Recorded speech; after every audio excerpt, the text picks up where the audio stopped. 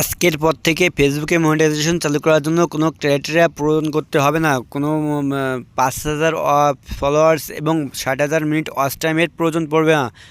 ওইগুলো ছাড়াই আজকের পর থেকে ফেসবুকে মনিটাইজেশন চালু করতে পারবেন। তো কীভাবে চালু করবেন সেটাই দেখাবো আজকের এই ভিডিওতে। ওকে, তো দেখতে থাকুন, শিখতে থাকুন। টেক গাইড বাংলা ইউটিউব চ্যানেলটি সাবস্ক্রাইব করে সাথে থাকুন। তো মনিটাইজেশন চালু করার জন্য সর্বপ্রথম ফেসবুকে চলে যাবেন। ফেসবুকে চলে যাওয়ার পর এখান থেকে ডান পাশে প্রোফাইল আইকনে ক্লিক করে দিবেন।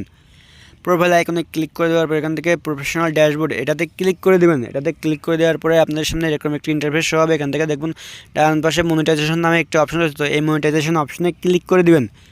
মনিটাইজেশন অপশনে ক্লিক করে দেওয়ার পরে এরকম একটি ইন্টারফেস হবে। এখান থেকে দেখুন অনেকগুলো অপশন রয়েছে মনিটাইজেশন জন্য। তো এখান থেকে ইনস্ট্রিম অ্যাডে ক্লিক করে দেবেন।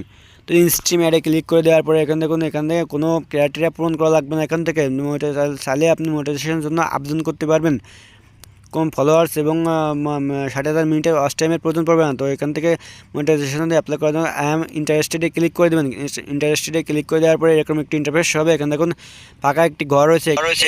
এই ফাঁকা ঘরের মধ্যে আপনাদের ইংরেজিতে একটি লেখা লিখে দিতে হবে। এখান থেকে আমি আগে থেকে লিখে রেখেছি, এখান থেকে পেস্ট করে দিলাম। পেস্ট করে দিয়ে আপনারা এই লেখাটি কপি করে এখান থেকে আপনাদের লিখে দিতে পারেন।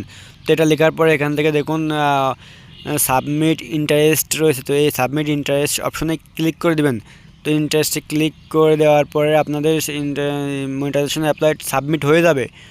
তবে মনিটাইজেশন পাওয়ার জন্য অবশ্যই নিজেদের ভিডিও আপলোড করতে হবে, নিজেদের কন্টেন্ট হতে হবে। তাহলে ফেসবুক রিভিউ করে দেখবে, রিভিউ করে দেখার সাথে সাথে আপনাদের মনিটাইজেশন দিয়ে দিবে।